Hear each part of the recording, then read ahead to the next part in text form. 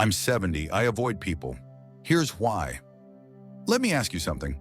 Have you ever sat in a crowded room surrounded by laughter and conversation and felt completely alone? It's a strange feeling, isn't it? To realize that the very presence of people can sometimes make you feel more isolated than being by yourself. That realization hit me hard when I turned 70. It wasn't always this way. I used to love being around people, friends, family, even strangers. But somewhere along the way, things changed. I changed. The truth is, the older you get, the more you value peace over noise, authenticity over appearances, and depth over shallow connections. And as I crossed the threshold into my 70s, I made a decision. I started avoiding people. Not out of bitterness, not out of resentment, but out of necessity, because time has become my most precious currency, and I refuse to spend it on anything that drains my spirit. Time, the relentless reminder. When you're young, time feels endless. It stretches out before you like an infinite road. You waste it on trivialities, assuming there's always more. Hours spent gossiping, pleasing people, chasing relationships that don't serve you.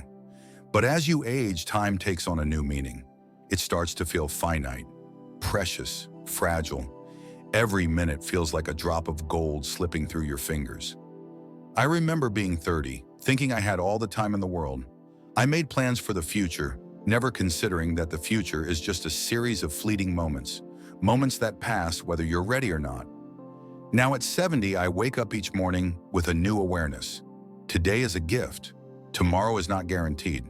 And that's why I avoid people who waste my time. When you reach this stage in life, you realize that not every conversation needs to be had. Not every invitation needs to be accepted. And not every person deserves a seat at your table. Time is the most valuable thing we have, and I'm fiercely protective of mine. The burden of shallow connections. There was a time when I thought being surrounded by people meant I was living a full life. I believed that the more friends I had, the more events I attended, the busier I kept myself, the more fulfilled I'd be. But as the years went on, I started to notice something. Most of those relationships were surface level. I'd walk into a room, smile, chat, play my part, but inside I felt disconnected. The conversations felt hollow. The smiles felt forced. The gatherings felt like performances. And I wondered, is this what connection is supposed to feel like? I realized that many of the people in my life weren't really seeing me. They were seeing a version of me they expected. And I was tired of playing the role they wanted me to play, so I stopped. I stopped showing up to events that drained me. I stopped answering calls from people who only reached out when they needed something. I stopped pretending to enjoy the company of people who brought no joy into my life. Instead, I chose solitude. And you know what? Solitude isn't loneliness, it's freedom. Solitude, the secret to true contentment. There's a profound difference between being alone and being lonely. Loneliness is a craving for connection that feels out of reach. Solitude, on the other hand, is a choice to be with yourself, to sit with your thoughts, to find peace in your own company. I've found that some of my happiest moments are the quiet ones. Sitting by the window with a cup of tea, watching the world go by. Taking a long walk in the park, feeling the crunch of leaves underfoot. Listening to the sound of rain tapping against the roof. These moments fill me in ways no crowded room ever could. Solitude has taught me to appreciate the simple things: a warm breeze, a heartfelt laugh, a favorite song playing softly in the background. It's in these moments that I feel most alive. Why relationships change with age. People often talk about how friendships fade as you get older. They say it's a natural part of life's progression. But what they don't always tell you is that you change too. The truth is, I'm not the same person I was at 40 or even 60. My priorities have shifted. My values have deepened. And with that change comes a natural pruning of relationships. Some friendships simply don't survive the passage of time. People grow apart. Interests change. Life takes us in different directions. And while that used to make me sad, I've come to accept it as part of life's ebb and flow. But here's the thing. The relationships that remain, the ones that stand the test of time, become more precious than ever. I don't need a room full of acquaintances. I need a handful of people who truly see me, who understand me, and who bring light into my life. And those relationships, they're worth protecting. Trust, harder to give, easier to lose. As I've grown older, I've become more selective about who I let into my inner circle. It's not about building walls, it's about setting boundaries. I've learned that trust is a delicate thing. It takes years to build, seconds to break, and a lifetime to repair. I used to trust easily, believing in the goodness of people.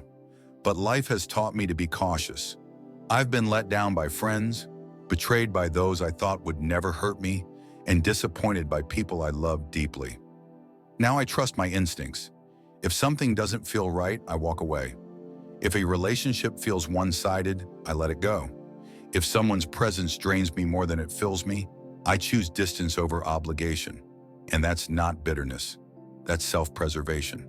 Why I avoid people at 70. Avoiding people isn't about isolation. It's about protecting my peace. I avoid people who bring drama into their lives and mine. I avoid those who never ask how I'm doing or seem to care about the answer. I avoid people who take my kindness for granted, assuming it's endless. And most importantly, I avoid situations that make me feel like less than who I truly am. I've learned to prioritize myself, my health, my happiness, my well-being. It took decades to realize that I don't owe anyone my time or energy. And that realization, it's liberating. A question for you. Does any of this sound familiar? Have you ever found yourself pulling away from people or situations that no longer serve you? Have you ever chosen solitude over socializing and felt a strange sense of relief? If so, you're not alone. It's a natural part of life's journey to prioritize peace over noise, depth over breadth, and authenticity over appearances. Embracing this chapter, this stage of life isn't about endings. It's about new beginnings. It's about letting go of what no longer fits and creating space for what truly matters. It's about finding joy and simplicity and strength in solitude. And most of all, it's about living life on your own terms, unapologetically, authentically, and with a heart full of gratitude. So here's my advice.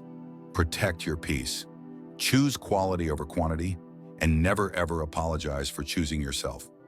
Because at the end of the day, the most important relationship you have is the one you have with yourself.